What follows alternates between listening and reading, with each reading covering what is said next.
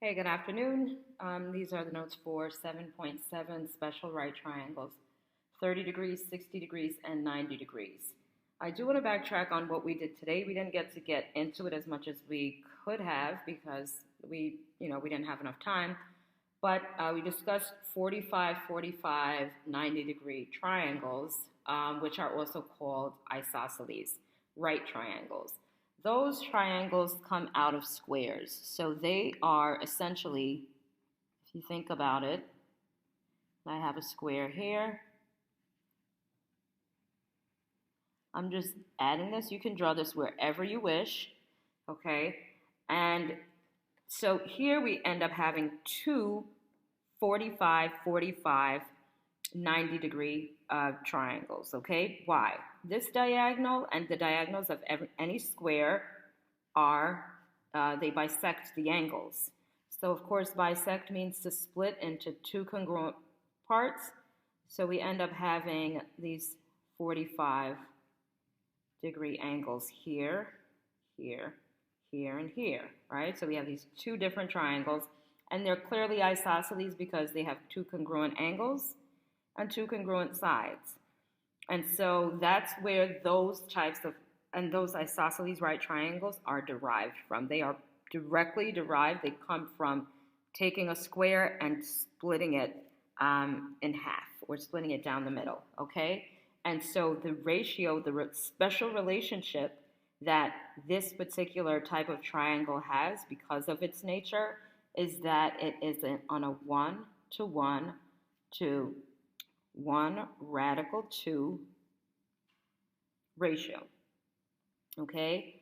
Meaning, because we know that Pythagorean theorem, like say if I mark this 1 and 1, then, and I put this into the Pythagorean theorem, 1 squared plus 1 squared is equal to 2, okay? And we know that a squared plus b squared is equal to c squared. So if c squared is equal to 2, then c is equal to radical 2. And that's why the hypotenuse in this case is whatever the leg is. In this case, it's 1 times radical 2. Okay? So that's the essence of today's lesson, was for you to understand that whenever you do have an isosceles triangle, that its sides and hypotenuse, its legs and hypotenuse have a 1 to 1 to 1 radical 2 ratio, or the two legs are the same length, the hypotenuse is whatever the leg is times radical 2. But what about the special right triangles that are created by equilateral triangles, okay? And so I kind of started the process here of the investigation. It said, given an equilateral triangle with side lengths of 2x, draw the altitude. And I did that. So I drew in the altitude, right, from the vertex to a point on the segment opposite the vertex that I drew the point from, and it creates a 90-degree angle with that. Okay, so it says find the lengths of the sides in the 30, 60, 90-degree triangle given the original marked side length of 2x. So what ends up happening here is that there is another unique relationship, and we're going to get there in a second, which is down here. Okay, so think about it. We end up having this triangle. Okay, and we know that this side here, they told us, is 2x, and this side here, oh, excuse me, it's this side here that's 2x. This is our altitude. This is a 30-degree angle because we split this 60-degree into two congruent parts. 30-degree angle, this 90-degree angle, that's 2x. So then what is the relationship between the rest of the sides? The unique relationship is different from the isosceles right triangle. It's quite different, in fact. What happens is the hypotenuse is twice the length of, and this also, we got to mark that as 60, okay? is twice the length of the smallest side or the short leg. How do I know what's the short leg, what's the long leg?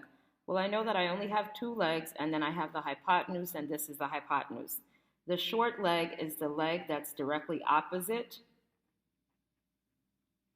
the 30-degree angle. The long leg is the leg that's opposite the 60-degree angle, and the hypotenuse is the leg that's opposite the 90-degree angle. Short leg, long leg, hypotenuse. What are the relationships between those two? The short leg is represented as x. The long leg, meaning that whatever the short leg is that's what it is, okay? The relationship between the long leg and the hypotenuse as they relate to the short leg is that the long leg, the one that's directly opposite the 60-degree angle, is radical 3 times whatever it is, okay? So our short leg is x, our long leg is radical 3 times whatever our short leg is, and the hypotenuse is twice the length of our short leg, okay? So in getting rid of that, it's actually here for you to see, so go ahead and label up your triangle as such. And then you're going to just fill in this information. So the unique relationship that is created when you have a 30, 60, 90-degree triangle or half of an equilateral triangle is that the long leg or the altitude, this here is the altitude or the height, sometimes it'll be referred to as the height, the altitude or height is radical 3 times longer than the short leg. Again, you know the location of the short leg based on where the 30-degree angle is located. It's always going to be opposite. Long leg, directly opposite the 60-degree, and the hypotenuse is twice the size of the short leg. Okay, take a look at these four equations, and at some point you're going to be using them. You're going to need to refer to them, okay? But for now, let's talk about the try it outs, because I'm told quite a few of you that I would try to keep the video a little bit shorter than I have in the past, and I'm committed to doing that. So we have about 2 more minutes. So I'm going to take those 2 minutes to go over that first one. So I did it sort of, I didn't do it first. I got the answers. Where I got x is 14, y is 7 radical 3. But how did I get that? Well, looking at the relationships, we're using the relationships that we talked about here to figure out what the value of x is, what the value of y is. So I like to do this. I like to write out what's my short leg, what's my long leg, and my hypotenuse, okay? So I start out by doing that. I think that's a great way to do it. Label it and then write out the relationship. So short leg is always going to be x. Long leg is going to be the leg times radical 3, and the hypotenuse is 2 times x, okay? So now all you have to do is figure out what, based on the information that they give you here, how to put everything together.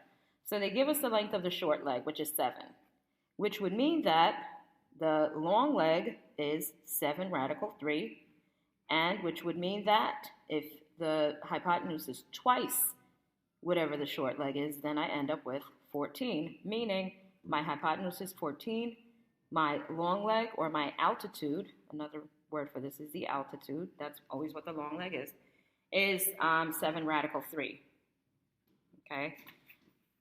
Go ahead and try number 2 on your own, pause, and then we will, I'll go over it.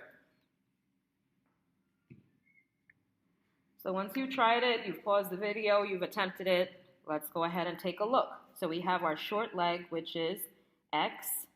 Our long leg is x radical 3. And our hypotenuse is 2x, meaning short leg is x, the hypotenuse is twice that length, and the long leg is radical 3 times that length. Okay, what information do they give us? They give us the hypotenuse, okay? So they tell us that the hypotenuse equals 10. Well, that would mean that x, if 2x equals 10, then x is equal to 5, which would mean that long leg is 5 radical 3. So my short leg is 5. My long leg, or my altitude, is 5 radical 3. And my hypotenuse is 10. So they want x.